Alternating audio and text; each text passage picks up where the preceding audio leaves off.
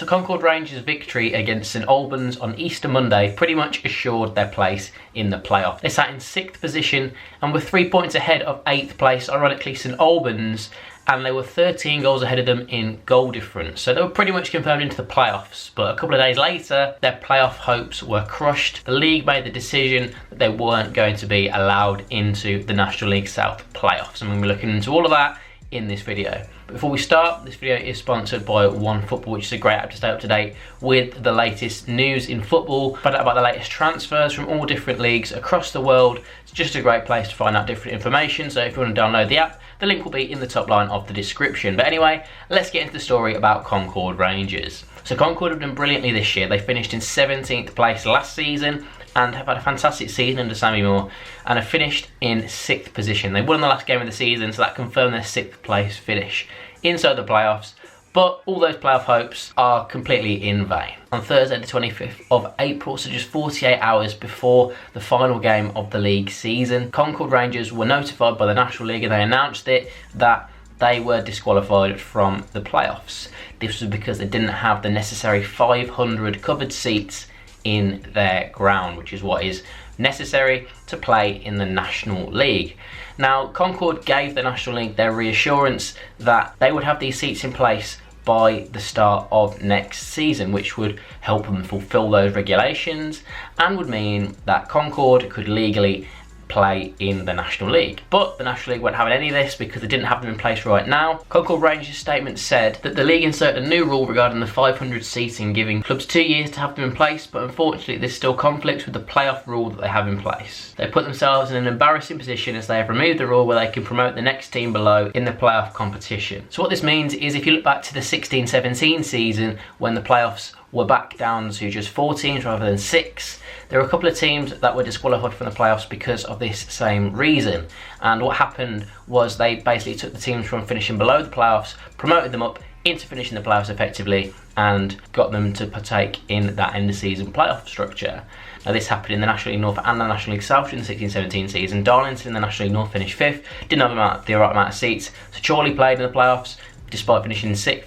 And more interestingly, in the National League South, Hungerford and Portown finishing 5th and 6th. They were both disqualified. So 7th place Hampton and Richmond Borough actually played in the playoffs. Now this rule is no longer present. It's been taken out. So, to finish in 4th place, Chelmsford City bringing them a bye into the semi-finals, meaning there's actually only one quarter-final match taking place. So Concord's ground, the Aspect Arena, has around about 375 seats, which is obviously about 125 short of the necessary to play in the National League South playoffs. However, with the club only having average attendances this season of just over 400, and the overall capacity of the ground being around about 3,000, is it really necessary for these upgrades to be made? Now I understand that if they were to get into the National League, there would be some potentially big clubs that would take big away followings to the ground, but is it really a necessity? And ultimately these upgrades are going to be really expensive for the club to put in place, and they've actually given assurances to the National League that these upgrades would be made, but with it not happening yet, it does give the National League a decision to make, and this is the decision that they have made. Now this could have been because of a situation that happened a couple of years ago with North Ferriby United, who got promoted by the playoffs in the National League North up to the National League, and they didn't meet the ground grade and regulations necessary for the National League, and they decided pretty much at the start of the season that they weren't going to bother upgrading anything because there was a deadline at the end of March of the season that they got promoted. So they got promoted into the league and they had pretty much like 8 months after the start of the season to actually get the upgrades made. This is a slightly different situation with Concord because they're basically stopping them even getting into that situation in the first place and not allowing them to get promoted. But North Ferriby, they basically chose because their attendances were so low and they didn't want to spend that money on upgrading the ground where they had low attendances, so it just wasn't viable to them. As a result, they've dropped right down the leagues and they've actually liquidated. So while Concord announced this on the 27th of April, we don't actually know when they were notified by the National League of this whole situation. Was it a lot earlier in the season? Because I believe that they're given a deadline earlier in the season to get all the ground up to scratch ready for the playoffs. Were they notified just recently because they were actually confirmed into the playoffs? Well, all but confirmed. It was pretty unlikely that they were going to drop out of it. Were they told after that point? Because if it was the case of this happening in this order, then that's pretty sad because they'd celebrated getting into the playoffs. The players, the management, they're all buzzing that they got into the playoffs.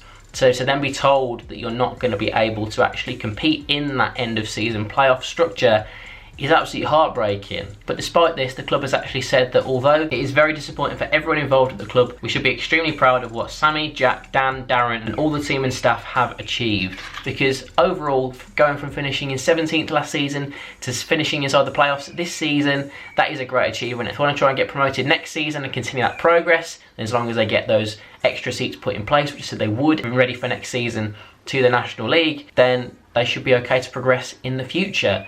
Now, an unfortunate thing that has happened is the manager, Sammy Moore, on the 30th of April, so 3 days after the end of the season, he actually left the club due to ongoing personal problems.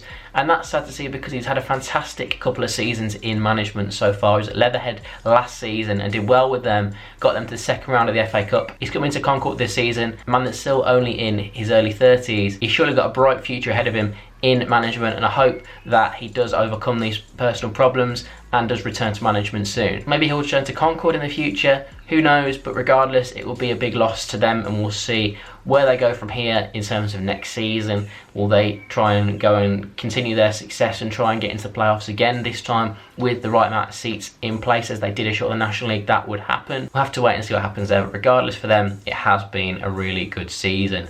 But yeah, what do you think of this whole situation? Do let me know in the comment section down below. Do you think that Concord should have been allowed into the National League South playoffs? Or do you think it was justified that because they didn't meet those big ground grading regulations and didn't have the right amount of seats in place, do you think that they should be penalised for this regardless because they just haven't met those regulations?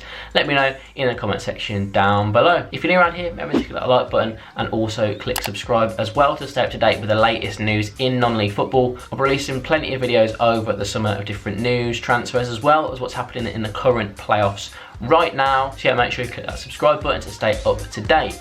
And yeah, I hope to see you in the next video, and thanks for watching.